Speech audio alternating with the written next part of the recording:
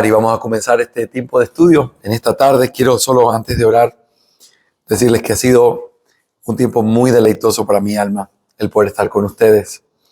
Tanto ayer, todo el día, todo lo que hicimos, lo que pudimos compartir hoy en esta ceremonia tan preciosa, con un significado tan importante para nosotros también como comunidad, porque no es solamente disfrutarlo con la familia, sino el hecho de ver a las hermanas trabajando, sirviendo, todos involucrados, ¿verdad? Es un gozo inmenso. Y realmente es parte de la vida de lo que nosotros tenemos que seguir trabajando, y gracias al Señor por eso. Así que el tiempo que invirtamos estudiando es parte de lo que hacemos estando juntos, pero ya hemos hecho una buena parte en el propósito de este viaje, que ha sido compartir, hablar, tratar cosas. Gracias al Señor por eso.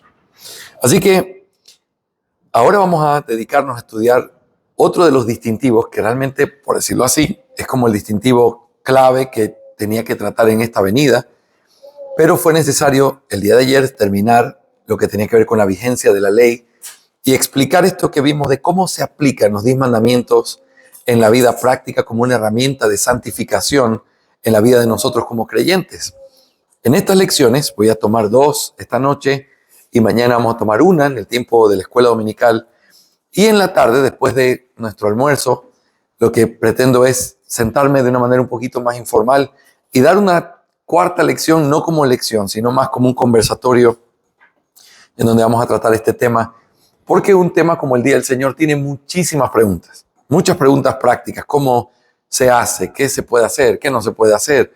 ¿Cómo deberíamos mirarlo o aplicarlo? Y todo eso es muy válido y muy importante preguntarlo para poder ser guiados en eso. Y yo anhelo que este tema pueda ser un tema que realmente anime sus corazones y nos lleve a seguir buscando honrar a nuestro Señor. Así que vamos a orar y vamos a empezar nuestras lecciones de esta tarde. Amado Señor, gracias por el regalo de estar juntos.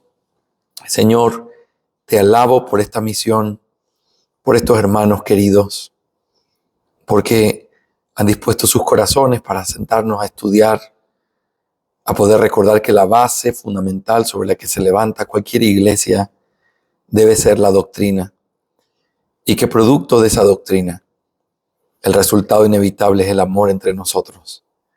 Y gracias, Señor, porque podemos disfrutar de las dos cosas por tu gran misericordia, de la verdad y del amor como lo hemos experimentado el día de hoy y también en el tiempo precioso que pasamos ayer. Señor, sigue ayudándonos. Estamos un poquito cansados físicamente de toda la alegría y el trabajo que se ha hecho en este día, pero te pido que nos ayudes, que nos des una mente fresca para poder pensar en estas cosas.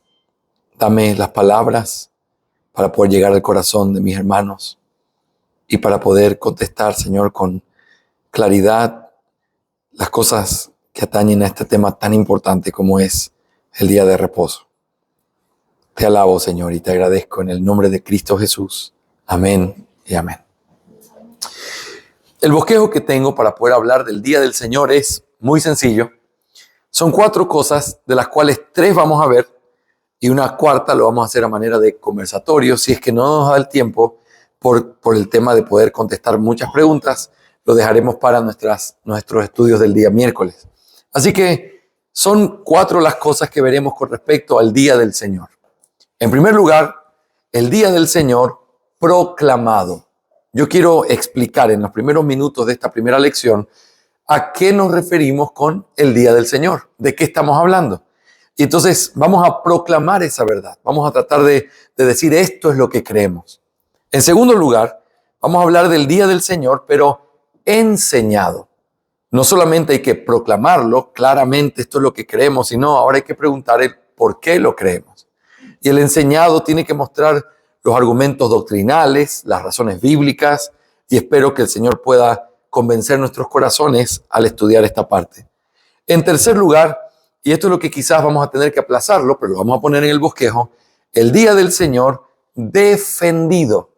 Defendido. ¿Defendido de quién? Bueno, hay criterios en nuestros días que no ven como nosotros el Día del Señor o la vigencia de la ley moral, y por lo tanto ellos dicen, el día de reposo estaba aplicable en todo lo que tiene que ver con el antiguo pacto, pero en el nuevo pacto no hay un día de reposo todos los días son del Señor. Ese es el criterio teológico de fondo.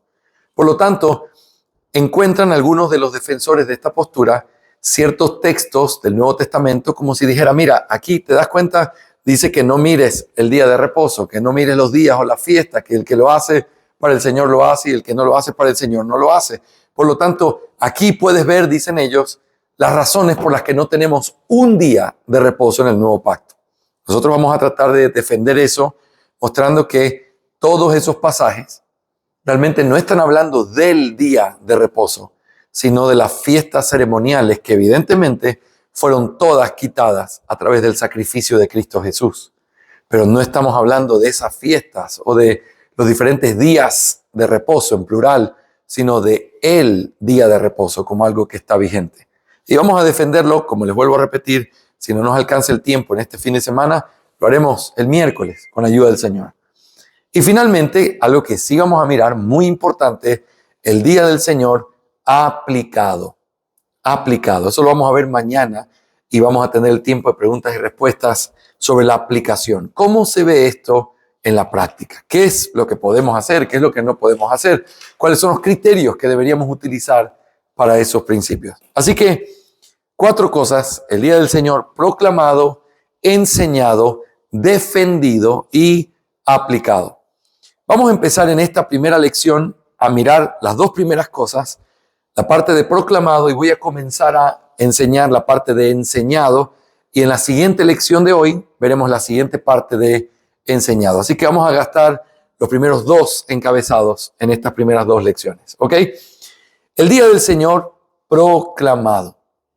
Alguien podría decir, pastor, antes de que podamos profundizar y mirar los detalles, dígame, ¿qué significa eso de que nosotros creemos en el día del Señor? ¿Qué significa eso? Porque el día del Señor es una nomenclatura bíblica que puede utilizarse de diferentes maneras. Por ejemplo, en el Antiguo Testamento se hablaba del día del Señor como el día en el que el Señor volvería por segunda vez, pero sabemos ahora que era su segunda venida, en gloria, en poder y en juicio. Por lo tanto, se dice, y cuando venga el día del Señor, como si fuera el último día de este siglo presente, en donde termina esta realidad y empieza el cielo nuevo y la tierra nueva. Pero por el otro lado, cuando nos referimos al día del Señor, no nos estamos refiriendo a ese día, es algo que apunta a ese día, pero no estamos hablando de eso, sino de un día que nosotros guardamos semanalmente como un recordatorio de lo que el Señor ha hecho y que proclama con nuestra fe ese día que vendrá. Así que yo quiero que me permitas, te voy a leer lo que dice el Catecismo Bautista con respecto a esto en la pregunta 62, hablando del 4º mandamiento. Te lo voy a leer y luego lo voy a tratar de explicar poco a poco, solamente para recordar esto. Vamos a proclamarlo, que nadie quede con dudas de qué queremos decir cuando decimos el día del Señor. La pregunta 62 del Catecismo Bautista dice así: ¿cuál es el 4º mandamiento? Respuesta: el 4º mandamiento es: acuérdate del día de reposo para santificarlo. 6 días trabajarás y harás toda tu obra, mas el 7º día es de reposo para el Señor tu Dios. No harás en él obra alguna, ni tú, ni tu hijo, ni tu hija, ni tu siervo, ni tu sierva, ni tu ganado, ni el extranjero que está contigo. Porque en 6 días hizo el Señor los cielos y la tierra y el mar y todo lo que en ellos hay, y reposó en el 7º día. Por tanto, el Señor bendijo el día de reposo y lo santificó. Entonces pregunta en la pregunta 63, ¿qué se demanda en el 4º mandamiento? Ya sabemos cuál es, acuérdate del día de reposo. Pero ¿qué es lo que se demanda? El 4º mandamiento demanda, dice nuestro catecismo, guardar santo para Dios un día entero de cada 7 como reposo para Él.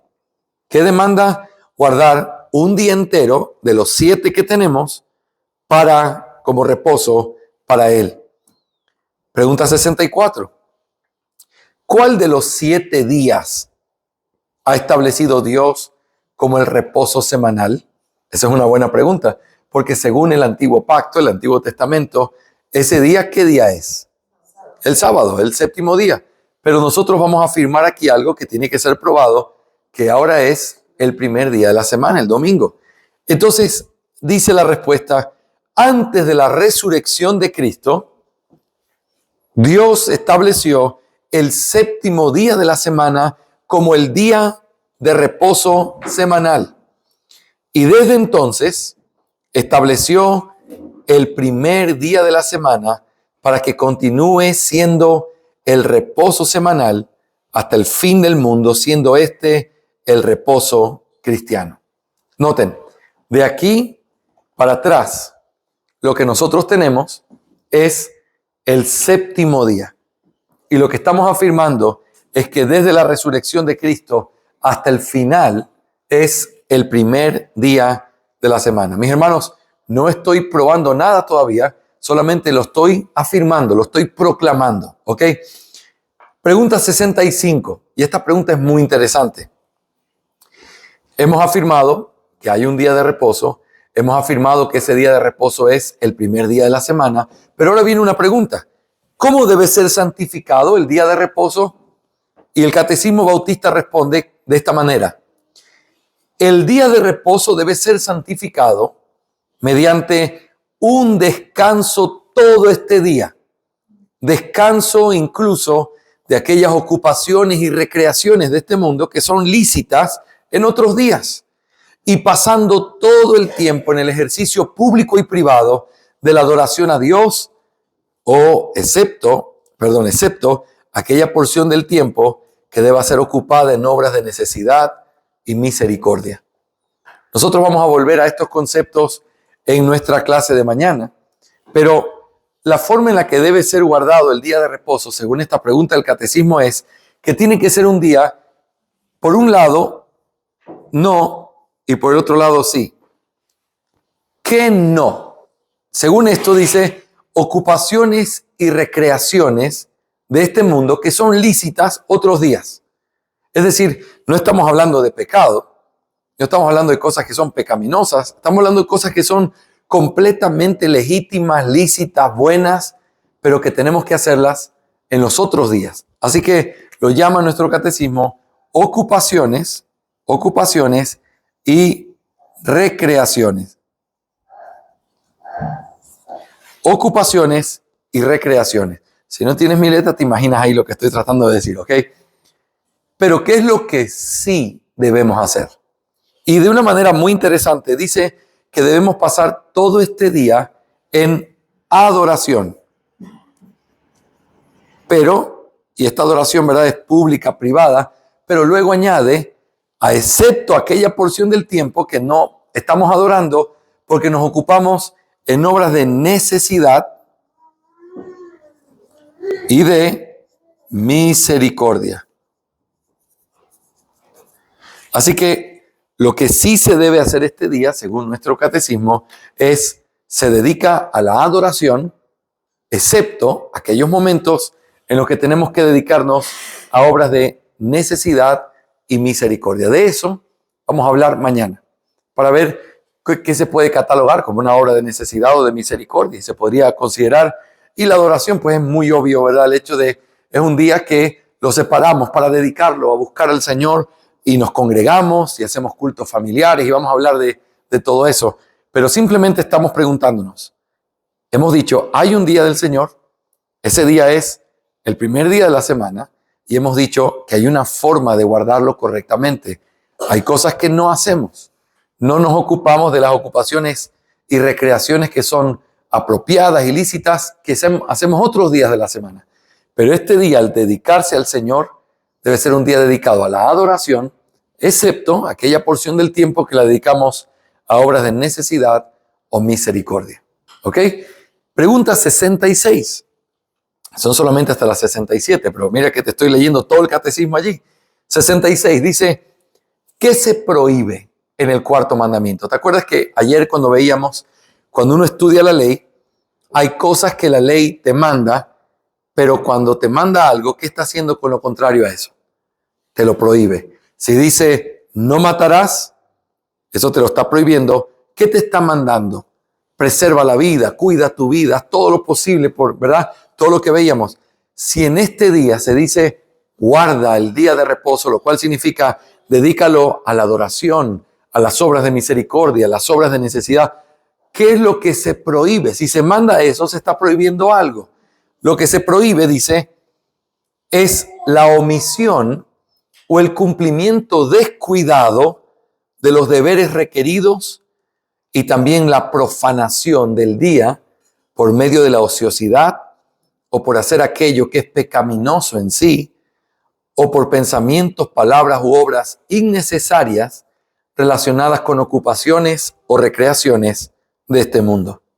Así que lo que queda claramente prohibido si se dice que dediquemos este día al Señor, a las obras de adoración, entonces si este es el mandato, lo contrario a esto es una prohibición. Entonces deberíamos hacerlo de una manera diligente, preparada, con un corazón que, ¿verdad?, está dedicado, volcado a esa realidad y, por supuesto, prohibido aquello que el Señor dice en este día, aunque eso no es malo, en este día no lo hacemos. Este es un día diferente, es un día distintivo y eso es parte de la aplicación que vamos a mirar. Pregunta 67. Dice, ¿cuáles son las razones anexas al cuarto mandamiento? Significa, acuérdate del día de reposo y luego se da alguna explicación. Eso es típico en los 10 mandamientos. Dice, las razones anexas al cuarto mandamiento son que Dios nos ha concedido 6 días de la semana para nuestras propias ocupaciones lícitas. Su reclamación de un derecho de propiedad especial sobre el séptimo día, su propio ejemplo y su bendición del día de reposo. Noten, ¿qué es lo que se añade al mandamiento? Acuérdate del día de reposo, pero luego te añade algunas cosas allí. En primer lugar, porque ya tienes 6 días que te pertenecen a ti. Hay uno que le pertenece al Señor.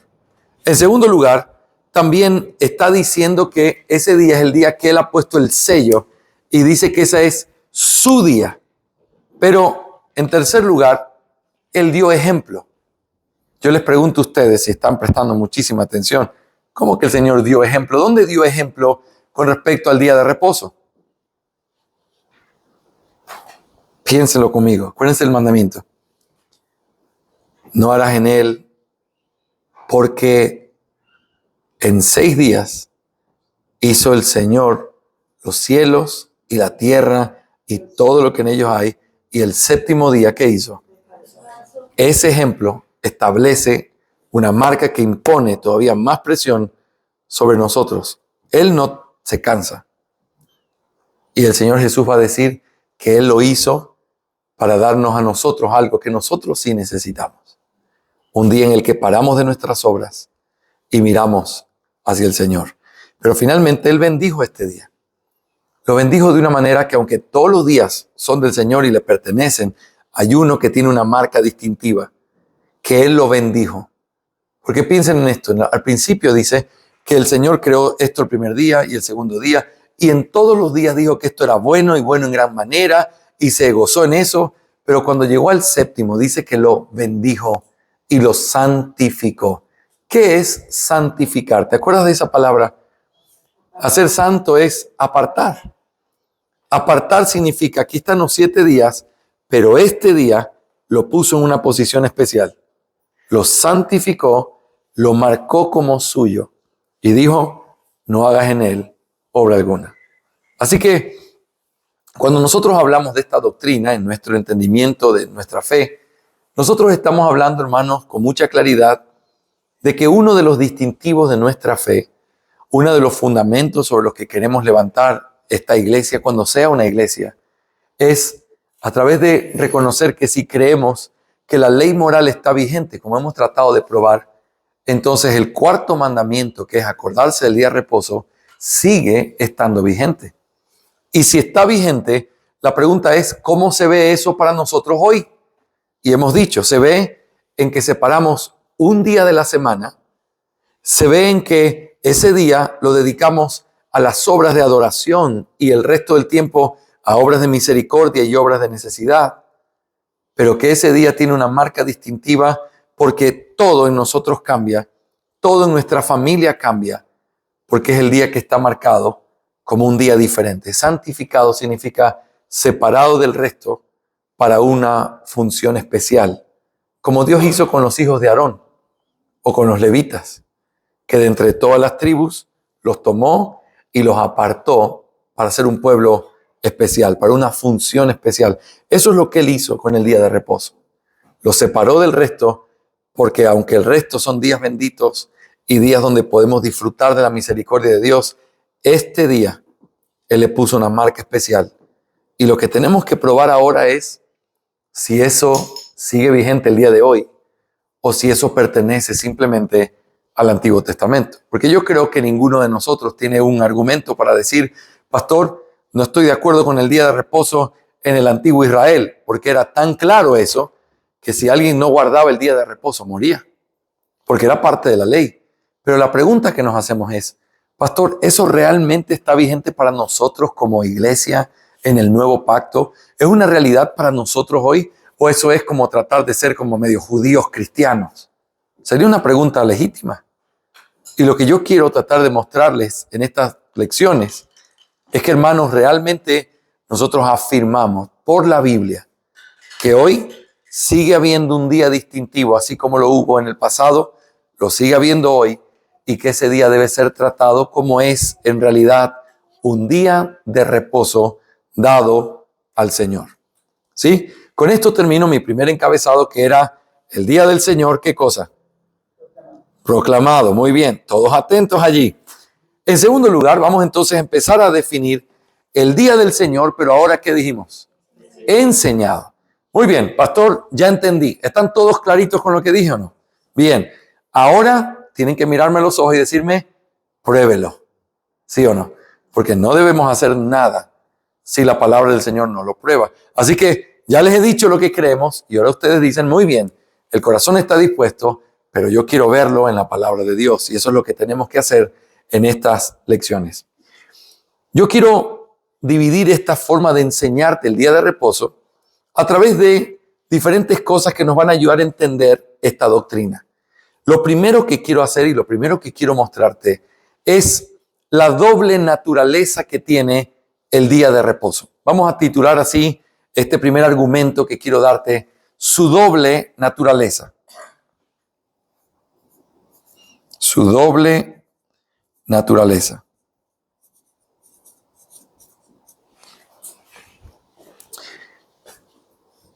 Para poder entender esto, yo quiero leerles cómo nuestra confesión de fe habla del día de reposo para poder ver qué es esto de la doble naturaleza y luego explicarlo bíblicamente.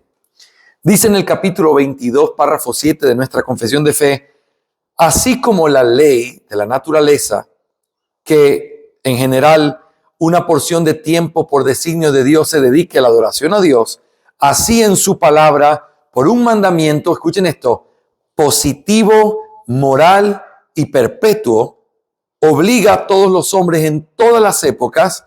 Dios ha señalado particularmente un día de cada 7 como día de reposo, para que sea guardado santo para Él, el cual desde el principio del mundo hasta la resurrección de Cristo fue el último día de la semana, y desde la resurrección de Cristo fue cambiado al primer día de la semana, que es llamado el día del Señor, y debe ser perpetuo hasta el fin del mundo como el día de reposo cristiano, siendo abolida la observancia del último día de la semana. Muy bien. En primer lugar, hablemos de la naturaleza moral que tiene este mandamiento. ¿Por qué sabemos que parte de lo que los hombres naturalmente saben es que hay que guardar un día de reposo de alguna manera? ¿De dónde sacamos eso? Piensen en esto. No estoy muy informado de cómo es la religión o cómo era la religión de los mapuches, pero en nuestros pueblos indígenas en el Ecuador tenemos como 24 nacionalidades indígenas. Cuando uno estudia su historia, todos de alguna manera tienen fiestas religiosas que celebran en su calendario. Todas a dioses falsos, ¿verdad? Está la famosa fiesta indígena del Inti Raymi, que es el día de adoración al sol. Eso es muy popular en Ecuador, en Bolivia, en Perú. No sé si aquí conocen el Inti Raymi, pero es un día donde básicamente la fecha de calendario más importante de adoración pagana de esos pueblos. Y uno dice, muy bien, salgamos de América y vámonos a algún otro lado del mundo, Egipto o cualquier otro lado, donde habían cultos paganos de que se ha probado que todos los pueblos realmente los tenían. ¿Qué es lo que tienen en común estas religiones falsas? Todas estaban de acuerdo en que había que dedicar una porción del día o del año que le pertenece a su Dios, a este Dios falso, con D minúscula, al que ellos adoran. Yo les hago esta pregunta. ¿De dónde sacaron ellos que había que separar una porción del tiempo para poder dedicarlo a Dios con minúscula? ¿De dónde lo sacaron? Y uno dice, bueno, pastor, de la ley moral. Es que la ley moral está en la conciencia de todos los hombres. Por más de la caída, ellos siguen sabiendo que existe un Dios. Y si hay un Dios, hay que adorarlo. El problema con la caída es que se pervirtió tanto la mente que ellos, en vez de adorar al Creador, adoran a la criatura. Y al adorar a la criatura, hacen cosas que son idolatría y religión falsa, que simplemente blasfema el nombre del verdadero Dios.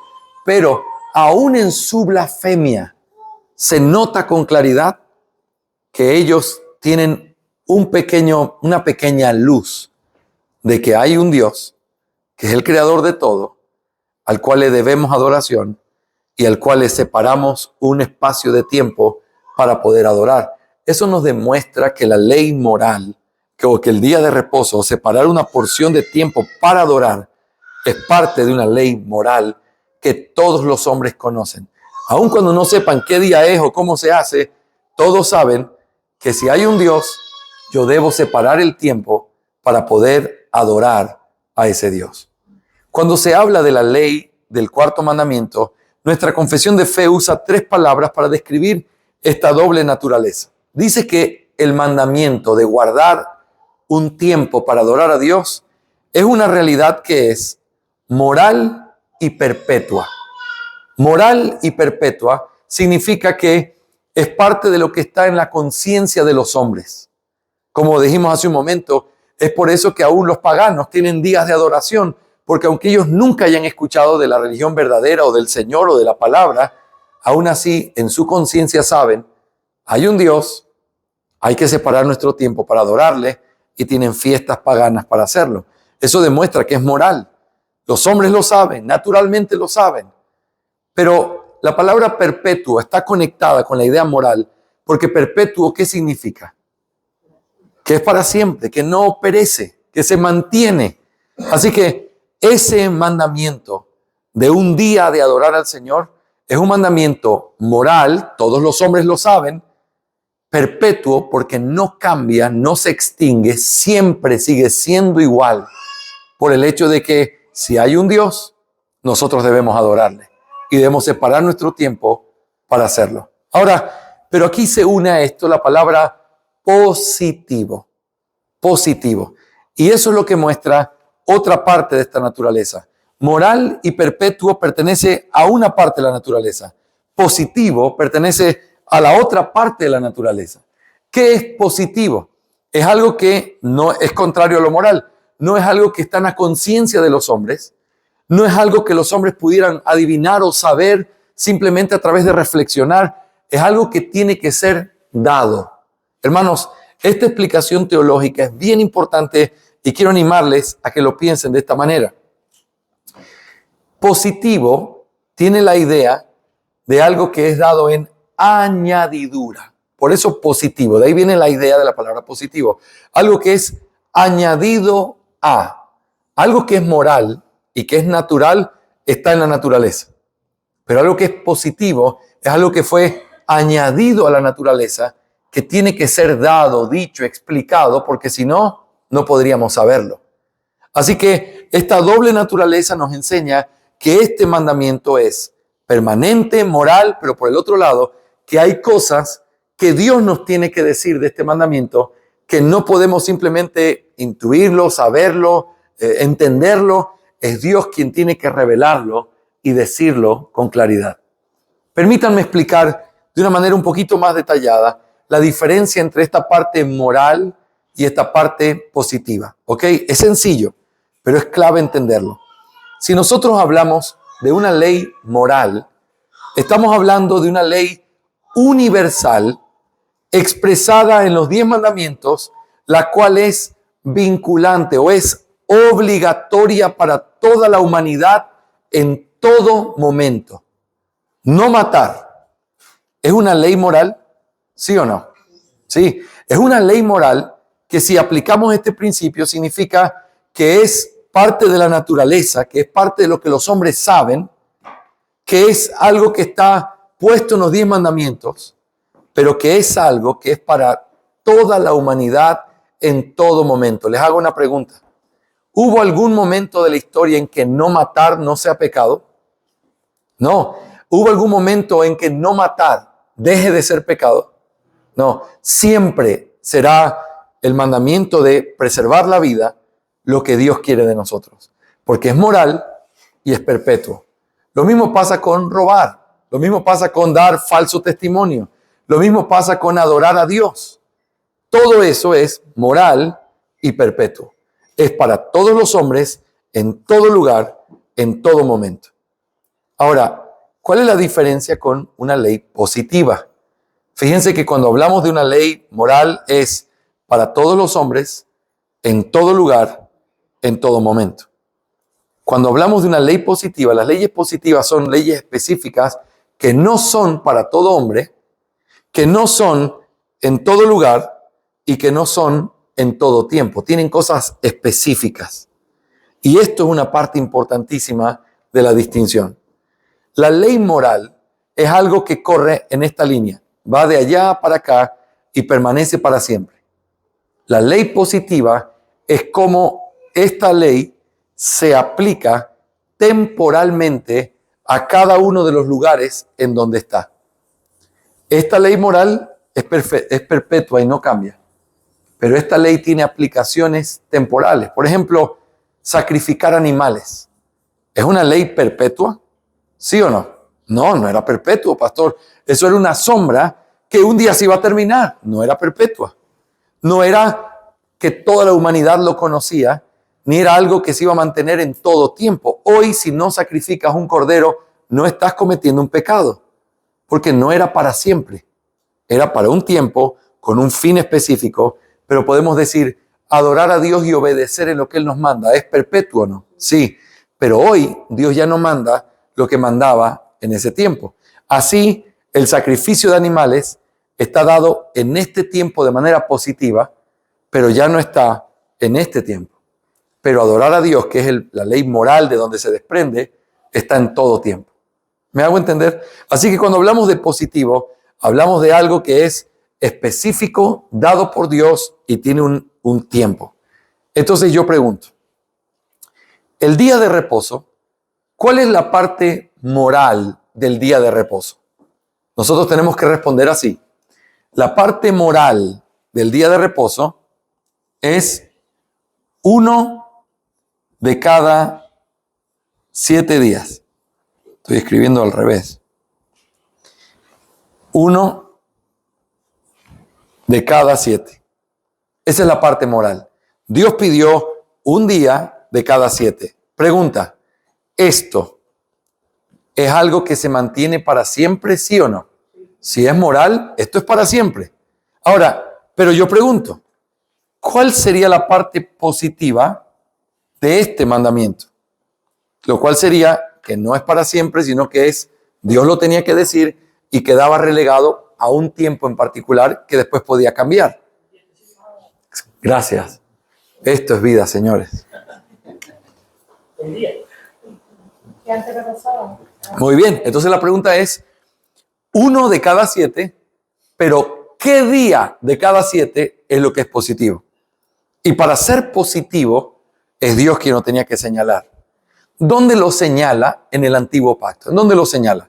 Bueno, en muchos lugares, pastor. Al principio de la creación, Él lo señala. 6 días trabajarás, pero el 7º día es de descanso. El Señor lo marca, lo santifica. Luego en los 10 mandamientos lo vuelve a repetir. Y es interesante, no dice, te ordeno que guardes un día, te dice, acuérdate del día de reposo. ¿Por qué? Porque ya estaba establecido y ya había sido señalado. Lo está recordando.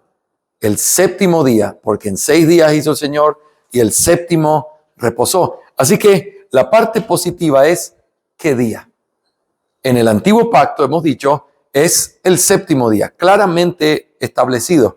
Pero en el nuevo pacto sigue siendo el séptimo día. Y entonces la pregunta que tendríamos que hacer es, pastor, un momentito. Si sigue siendo el séptimo día, Dios lo tiene que decir. Y si ya no es el séptimo día y es otro día, es Dios quien lo tiene que decir. Porque nosotros no podemos imaginarnos cuál es ese día a menos que Dios lo revele. Yo le voy a poner un ejemplo. Adán sabía que no debía matar al principio de la creación sin que Dios se lo diga. ¿Adán sabía eso o no? Lo sabía. Porque esa es una ley moral. Él lo sabía. Eso es parte de su composición. Ahora, pero Adán podía saber que lo que tenía que sacrificar era un corderito y derramar su sangre y ponerlo sobre un altar de piedra y ofrecerse fuego al Señor. ¿Él lo podría haber intuido de alguna manera, sí o no? Porque habrían muchas preguntas. ¿Un perro? ¿Un gato? ¿Un cordero? ¿Un macho cabrío? ¿Cuál sería la diferencia? No, ninguna. Porque no es moral en sí mismo el tema. El tema es que cuando Dios señala y dice esto, en ese momento se convierte en una ley que tiene que ser guardada y que se convierte en moral el hecho de obedecer a Dios o no obedecer a Dios en lo que Él ha dicho. Por lo tanto, para poder saber cuál es ese día, Dios lo tiene que señalar. ¿Sí? Muy bien. ¿Me están siguiendo hasta aquí, mis hermanos? Muy bien. Ahora, ¿cómo lo señala? Y aquí solo quiero hacer un resumen porque vamos a seguirlo mirando. Aquí Él dice que es el séptimo día, lo habla, lo dice, lo afirma. Y aquí alguien dice, pastor, ¿hay alguna forma en la que se afirme que ese día cambió? La respuesta es sí. Y aunque la respuesta no es explícita, la respuesta es verdadera a través de diferentes cosas que nosotros vemos. Por ejemplo, la primera creación y lo que tenía como propósito en el séptimo día era recordar la primera creación. Recuerda que Dios creó todo. Recuerda que Dios es el creador y merece gloria y adoración. Y entonces el séptimo día era un recordatorio de esa primera creación. Pero ¿qué es lo que se recuerda el primer día de la semana? El inicio de una nueva creación. Cristo Jesús resucita el primer día de la semana y dice el texto que vamos a mirarlo en un ratito, y Él descansa de sus obras porque entra en su reposo. El reposo que Él establece, no lo dice con palabras, pero resucita ese día y es como si señalara el día. Por supuesto, no nos llama la atención que el Espíritu Santo viniera cuando los discípulos están reunidos y era el primer día de la semana, el día de Pentecostés, 50 días después de la Pascua. Están reunidos el primer día de la semana y el Espíritu Santo desciende y comienzan a hablar en lenguas. Pero luego, también los apóstoles se reunían el primer día de la semana. Mira un texto, míralo ahí conmigo, Hechos 27. Solamente quiero que notes y pensemos en esto. Hechos 27. Abre conmigo tu Biblia allí un ratito y consideremos lo que dice aquí. Hechos 27.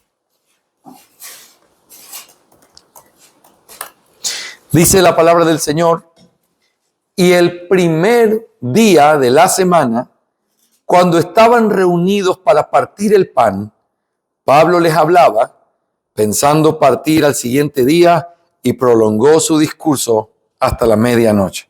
Tranquilos, no voy a imitar al apóstol Pablo esta noche, pero piensen en esto. El primer día de la semana. Preguntas al texto. Mira el texto conmigo, vamos a hacerle preguntas. ¿Qué estaban haciendo el primer día de la semana? Reunidos, muy bien. ¿Y para qué se reunían? Para partir el pan. Esa expresión partir el pan en muchos lugares, no siempre, pero en muchos lugares del Nuevo Testamento, habla de la cena del Señor. A veces partir el pan es simplemente cenar y compartir, pero en este contexto no tiene sentido de que se reúnan para partir el pan. Pero aquí este contexto es la reunión formal de adoración se reúnen a partir del pan y sabemos que hay otro elemento de la adoración aquí. ¿Cuál es? Uno que se alargó hasta la medianoche. Estaba predicando, estaba hablando. Así que vemos una reunión de la iglesia está reunida y entonces se reúnen a partir del pan a escuchar la palabra. Pablo estaba allí, qué privilegio escuchar al apóstol, ¿verdad? Pero, ¿qué día era? El primer día de la semana. Si tú prestas atención a diferentes referencias que hay en el Nuevo Testamento, aparece de una manera preciosa esta misma realidad. Mira otro momento en que la iglesia está reunida. Primera a los Corintios, capítulo 16, versículo 2.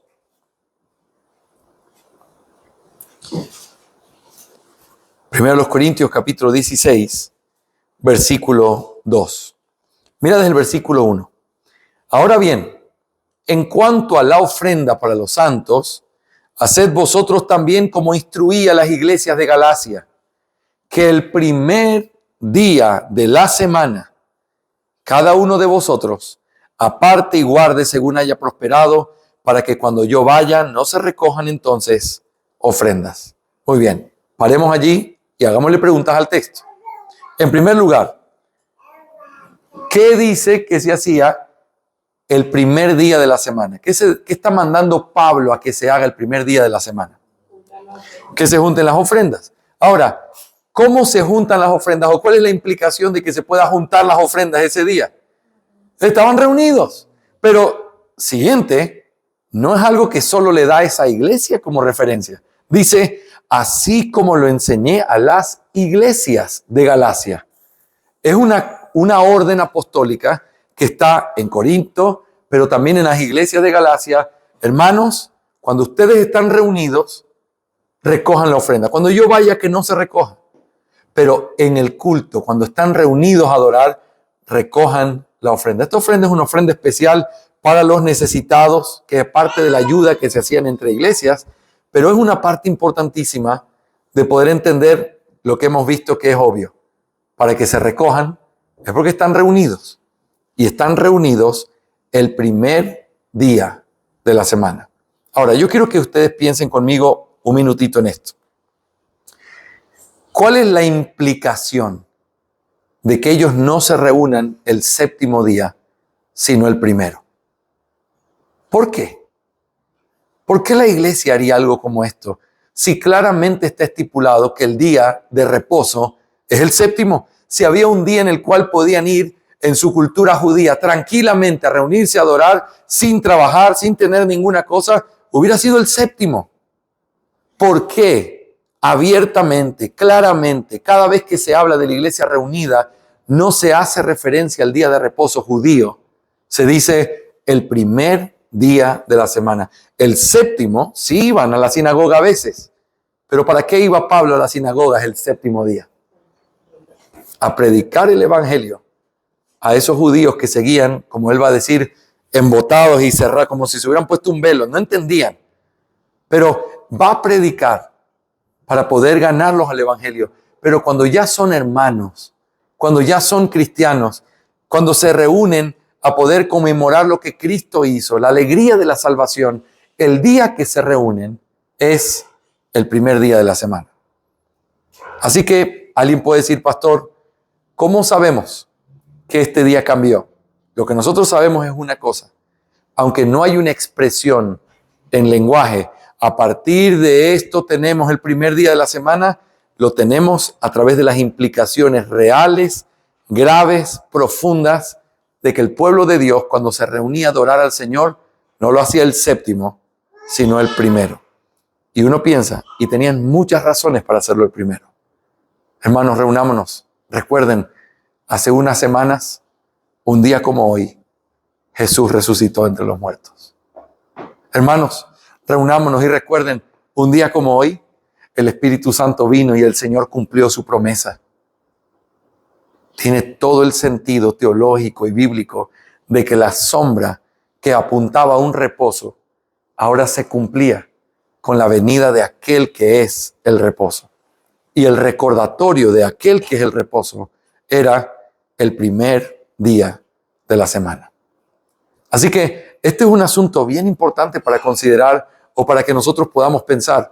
en la Biblia, hermanos, no siempre se dicen las cosas de manera expresa, pero se dicen de manera necesariamente contenida. Es lo que nosotros confesamos. Le voy a poner un ejemplo. La palabra Trinidad, ¿en qué versículo de la Biblia se encuentra? En ninguna. Sin embargo, ¿eso significa que la Trinidad no es bíblica? No, pastor. Eso es parte de la ortodoxia. Es más, quien niegue la Trinidad no es cristiano. Así de firme eran las convicciones de la iglesia cristiana. Pero la palabra Trinidad no está en la Biblia. Sí, pero es que no está la palabra, pero está toda la implicancia de lo que queremos decir con esa palabra. Hay un solo Dios, eso es clarísimo en toda la Biblia, pero ese nombre del único Dios se le da a 3 personas. Al Padre se le llama Jehová, al Hijo se le llama Jehová, al Espíritu se le llama Jehová, y como solo hay un Dios, entonces hay una Trinidad. Solo hay un Dios, pero las obras que solo le pertenecen a Dios son dichas de el Padre, del Hijo y del Espíritu Santo. La creación, la salvación. Solo Dios puede salvar, solo Dios puede perdonar pecados. Y se dice que el Padre lo hace, que el Hijo lo hace, que el Espíritu lo hace. ¿Qué significa eso? Aunque no esté la palabra Trinidad, el hecho de que se implique de ese texto tiene el mismo valor, la misma fortaleza. Porque hay un solo Dios, pero hay 3 personas a las que se le atribuyen los nombres, las obras, los atributos y la honra y la gloria que solo le pertenece al único Dios verdadero. Así que el hecho de que no esté expresamente dicho no significa que no tenga el peso real de lo que implica esa verdad. ¿Me hago entender? Así que si alguien pregunta, pastor, ¿en qué versículo? Es que si usted mostrara un versículo donde diga que el primer día de la semana, el versículo es este, Hechos 27, 1 Corintios 16.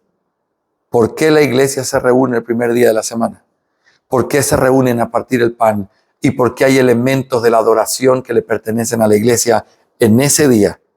La implicación es porque ese día se reunían a adorar. Y si ese día se reunían a adorar, entonces ¿cuál es la implicación?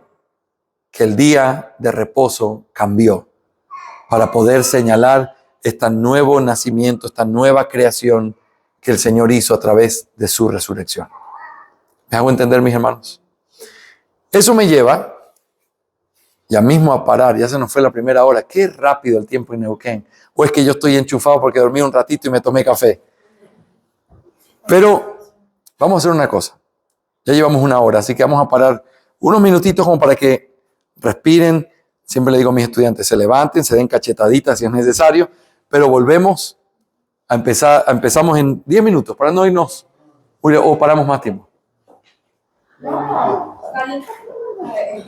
Dale, 10 minutos. Vamos a calentar agüita para que no, ni se me mueva mucho.